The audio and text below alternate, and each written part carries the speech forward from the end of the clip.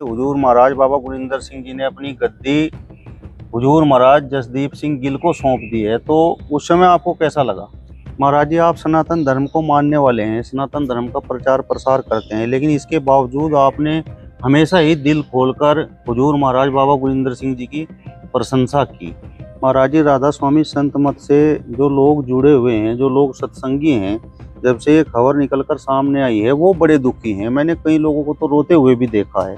मतलब ये जो परिवर्तन हुआ है, तो सत्संगियों को इसे स्वीकार करने में थोड़ा वक्त लगेगा, क्योंकि कुछ सत्संगी कह रहे हैं कि महाराज जी का आदेश है वो तो स्वीकार है, लेकिन हमारे मन में बड़ी हलचल है। दोस्तों, आप जी के साथ हम अक्सर ऐसी वीडियो शेयर करते रहते हैं। इनका नाम है महंत अनंत स्वामी जी महाराज, और इन्होंने पीछे जैसे बाबा जी से मुलाकात की थी, और जो गुरु गद्दी के रिलेटेड जितने भी आप सभी के मन में जो सवाल चल रहे हैं, इन्होंने सारे दूर कर दिए हैं। कृपया ध्यानपूर्वक सुनिएगा, 16 मिनट की वीडियो है। ज्यादा बातें ना करते हुए हम सीधा इंटरव्यू सुनते हैं।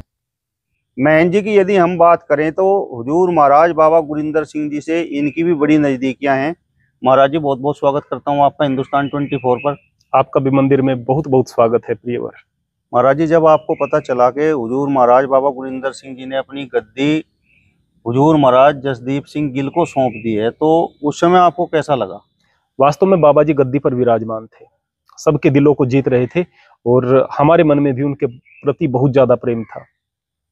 अब वर्तमान में नए बाबा जी आए हैं, उनके प्रति भी प्रेम का भाव और सम्मान का भाव उपजेगा, लेकिन उसमें थोड़ा सा वक्त लगता है।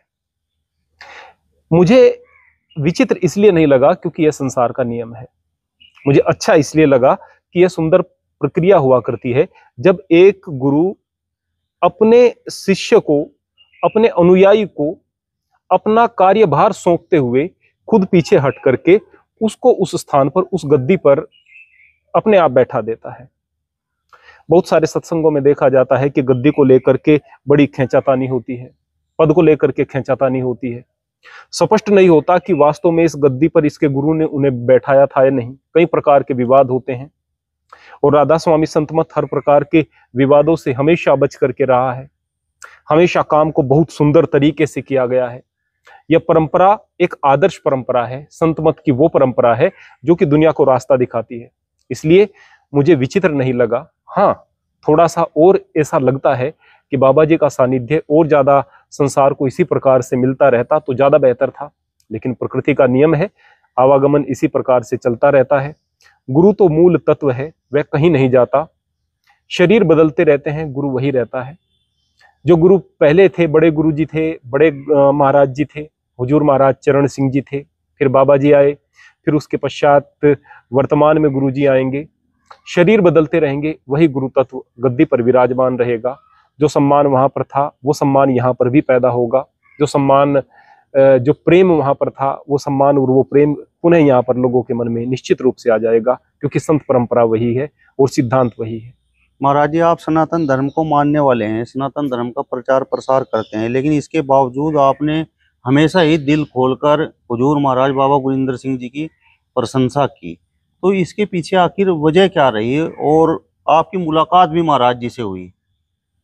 देखिएगा, बाबा जी से मिलकर के मुझे तो विशेष रूप से ऐसा लगा था कि सनातन का वास्तविक स्वरूप ही यही है।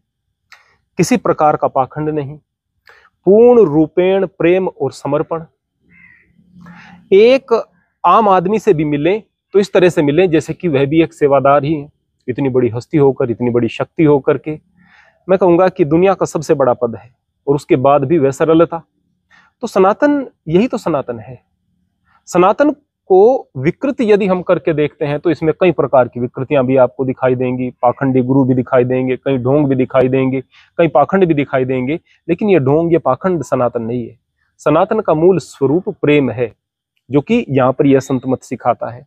दया है, समता है, जो कि यह संत मत सिखाता है। तो सनातन का सही स्वरूप प्रदर्शित कर रहे थे बाबा जी, और जो सनातन का सही प्रकार से सही स्वरूप लोगों के सामने प्रस्तुत कर रहे हों, लोगों को शराब आदि से छुड़ा रहे हों, व्यसनों से छुड़ा रहे हों, लोगों के मन में भक्ति का और प्रेम का भाव पैदा कर रहे हों, जाहिर सी बात है वह तो पूज्य हो ही जाते हैं, वह तो आदरणीय हो ही जाते हैं, और उनके प्रति प्रेम हो जाना स्वाभाविक है। बाबा जी की आवाज में वह कशिश थी, वह जादू था, और है कि वास्तव में जो कि सहज ही सच्चे हृदयों को अपनी ओर आकर्षित करता है। महाराज जी राधा स्वामी संत मत से जो लोग जुड़े हुए हैं, जो लोग सत्संगी हैं, जब से ये खबर निकलकर सामने आई है वो बड़े दुखी हैं। मैंने कई लोगों को तो रोते हुए भी देखा है। तो मतलब ये अपने गुरु के प्रति प्यार है। देखिएगा, इतने लंबे समय से बाबा जी गद्दी पर विराजमान थे। बहुत सारे बच्चे जो उस समय अबोध थे, उन्होंने बाबा जी को देखा। अब वो प्रौढ़ हो रहे हैं, लगातार बाबा जी को देख रहे थे, उनके वचनामृतों को सुन रहे थे। क्वेश्चन आंसर्स होते थे, इतने सुंदर उत्तर बाबा जी देते थे। अलग अलग रूप में बाबा जी को देखा। वे बच्चों के साथ बच्चे बन जाते थे, कभी वह एक संरक्षक अभिभावक की तरह से समझाते थे, कभी वे मित्रवत हो जाते थे। हर रूप को बाबा जी के देखा।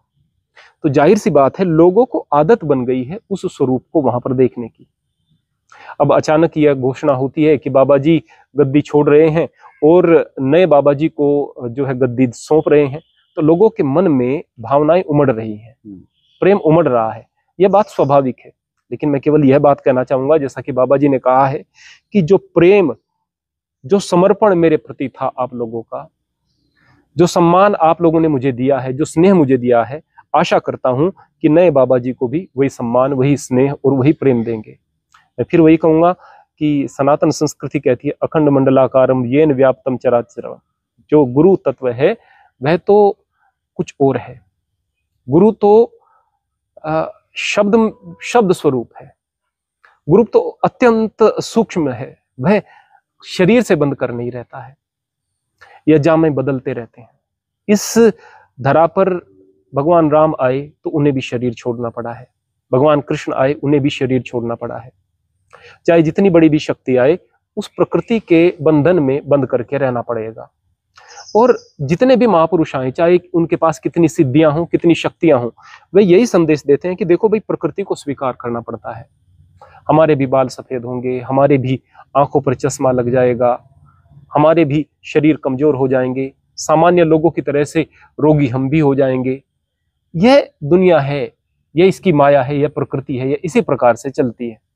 तो यह संदेश होता है संत जनों का कि भाई, जो प्रकृति है इसके नियमों से बंद करके रहना है। और ज्ञानी जन इस शरीर से नहीं जुड़े हुए होते, ज्ञानी जन उस तत्व से जुड़े हुए होते हैं। जो भी वहां पर गद्दी पर बैठ रहा है वह गुरु तत्व है, और उस गुरु तत्व से हमें जुड़ना है। उस गुरु तत्व से जुड़े बगैर हम परम तत्व से नहीं जुड़ सकते हैं। तो मैं अपने सभी सत्संगी प्रेमियों से एक बात कहना चाहता हूं कि आपके मन में भाव उमड़ रहे हैं, यह आपका प्रेम है, इस प्रेम का हम सम्मान करते हैं और हम सब के मन में यह प्रेम होना चाहिए। लेकिन आप एक बहुत अच्छे संत मत से जुड़े हुए हो, आपके मन में यह भी भाव होना चाहिए कि जिसको गुरुजी ने चुना है वह कोई सामान्य नहीं है। जरूर उनके पास साधना बहुत रही होगी, तो जाहिर सी बात है एजुकेटेड तो वह बहुत हैं ही, IITN भी रहे हैं, मुझे ऐसा पता चला है, और सिप्ला कंपनी में रणनीतिकार रहे हैं।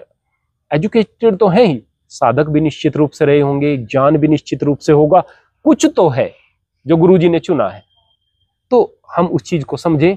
और जिसके हाथ सर पर गुरुजी ने हाथ रखा है और बड़ी सुंदर परंपरा से, बड़े सुंदर तरीके से वह गद्दी पर आ रहे हैं, तो वहां पर भी उसी स्वरूप को देखना है। आपके गुरु कहीं नहीं है, आपके गुरु आपके दिल में बसे हुए हैं। तो एक शेर आता है कि शीशाए दिल में छुपा है मेरे दिलबर तेरा प्यार, जब भी चाहा झुका के गर्दन देख ली तस्वीरें यार। उस मालिक को अपने दिल में देखो, परमात्मा को भी दिल में देखो, गुरु को भी दिल में देखो। और जो वहां पर गद्दी में बैठा हुआ होगा, जो गद्दी पर बैठा हुआ होगा, उसमें जब आप ध्यान से देखोगे और मन की नजर से देखोगे तो बाबा जी नजर आएंगे। चाहे बड़े महाराज जी हों, चाहे बाबा जी हों, या वर्तमान बाबा जी हों, सभी एक ही हैं, वह गुरु तत्व एक ही है।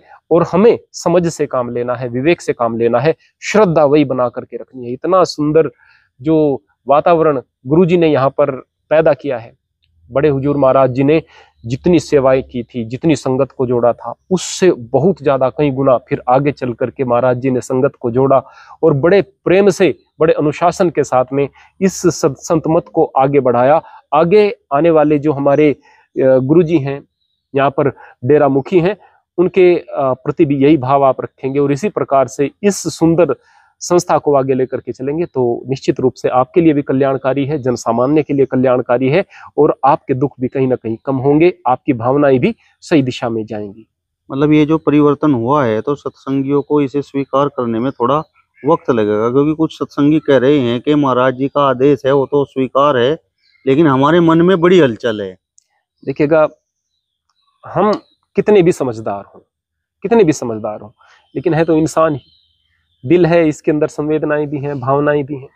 दिमाग कुछ और कह रहा होता है तो दिल फिर भी उस तरफ चलता है। तो ये तो प्रेम है। देखो, प्रेम की और आशिकी की तो कोई कीमत नहीं होती।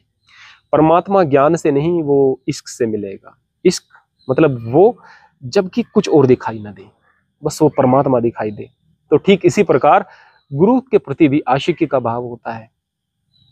गुरु को जो लोग ये समझते हैं कि मेरा सब कुछ है, मेरा सर्वेश्वर है, मुझे अज्ञान के अंधकार से निकालकर ज्ञान के प्रकाश की ओर लेकर के गया है, तो अपने परमात्मा के भी दर्शन उसके माध्यम से कर पा रहे हैं।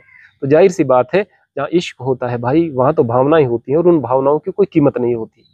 तो जो ज्ञानी जन भी हैं, उनके मन में भी कहीं ना कहीं प्रेम उमड़ता रहता है। ऐसा नहीं कि नए गुरु जी को स्वीकार नहीं कर रही, पर ऐसा है कि भावनाएं उमड़ रही हैं। मैं पुनः सभी सत्संगियों से, अपने भाइयों से एक बात कहना चाहूंगा कि गुरु जी के आदेश को भी स्वीकार करें और इस बात को भी समझें कि बस वो गुरु तत्व तो एक ही है, कोई फर्क नहीं बड़े महाराज जी में, बाबा जी में या फिर नए बाबा जी में, सब एक ही है। महाराज जी, मेरा सवाल आपसे ये है कि क्या चोला छोड़े बगैर मतलब गद्दी पर कोई दूसरा गुरु बैठ सकता है? देखिएगा, अगर आप चोला छोड़ने का इंतजार करेंगे तो फिर तो भाई वही बात हो जाएगी जिस तरह से कई स्थानों पर खींचातानी होती है। कौन गुरु बनेगा, इस बात का निश्चय कौन करेगा? कौन गुरु बनेगा, इस बात का निश्चय किया ही नहीं जा सकता। और जब किसी को कहेंगे कि इसको उत्तराधिकारी बना दिया, तो फिर देर ही किस बात की? उसको तो सब हुकूक दे दिए जाने चाहिए। यहाँ पर जो गुरुजी हैं वह इस बात को साबित करते आए हैं बार बार कि यह गद्दी महत्वपूर्ण है, ये गुरुपद महत्वपूर्ण है, ये शरीर महत्वपूर्ण नहीं है। अगर चोला छोड़ने का ही इंतजार किया जाएगा फिर तो शरीर महत्वपूर्ण हो गया। आपने देखा होगा, बाबा जी जब जब भी सत्संग फरमाने के लिए गद्दी पर बैठे हैं, उन्होंने गद्दी को शीश नवाया है और उसके बाद गद्दी पर आसीन हुए हैं। ये छोटी बात नहीं है, एक बहुत बड़ी बात है। ये बहुत बड़ा मूक संदेश है। संत जनों की छोटे छोटे कृत्य भी बड़ा संदेश देने के लिए होते हैं। यहाँ पर वह संदेश देते हैं कि देखो, ये गद्दी प्रमुख है भाई, यहाँ पर इस गद्दी का सम्मान होना है, इस शरीर का क्या, ये तो हाड़ मांस है ना। तो यहाँ पर गुरुजी ये संदेश दे रहे हैं कि भाई चोला वोला कुछ भी नहीं है, मूल बात ये गुरु तत्व है, मूल बात वह गद्दी है। जो वहां पर गद्दी है, गद्दी पर बैठा हुआ है, वही आपका गुरु है, वही मुखी है, और उसके अंदर ही आपको उस गुरु भाव से परम तत्व के दर्शन भी करने हैं, परमात्मा के भी दर्शन करने हैं और उससे जुड़ करके भी रहना है। महाराज जी, क्या गद्दी छोड़ने के पीछे वजह ये रही, क्योंकि ये बात भी निकलकर सामने आ रही है कि महाराज जी को कैंसर है और हृदय रोग से भी वो एक तरह से पीड़ित हैं, एक तरह से महाराज जी बीमार हैं। देखिएगा, संसार में हर व्यक्ति आता है तो जाता है और मौत का कोई कारण नहीं होता, मौत का कारण जन्म होता है। यानी जन्म हुआ है तो मौत तो निश्चित हो गई है। अब कोई व्यक्ति किसी प्रकार से जाएगा, कोई व्यक्ति किसी प्रकार से। श्री कृष्ण पैर में एक शिकारी का तीर लगने की वजह से चले गए, वो कहेंगे कि वो तो श्री कृष्ण थे, शिकारी के तीर से कैसे चले गए? कुछ न कुछ बहाना बनना होता है। सब एक तरीके से जाएं ये जरूरी बात नहीं होती। तो रोग है भाई, ये किसी को भी हो सकते हैं और किसी व्यक्ति को भी अपने चंगुल में ले सकते हैं। तो अगर कोई रोग है और उस रोग से आशंका यह है कि प्रकृति इस समय अपना वापिस ले सकती है किसी भी समय, तो उससे पहले जो संत जन हैं, जो श्रेष्ठ जन हैं, अपने कर्तव्यों को पूरा कर लेते हैं। क्योंकि जो अज्ञानी है वो सोचता रहता है कि मैं तो बस जैसे कभी जाऊंगा ही नहीं, मैं तो जैसे यहीं पर रहने वाला हूँ।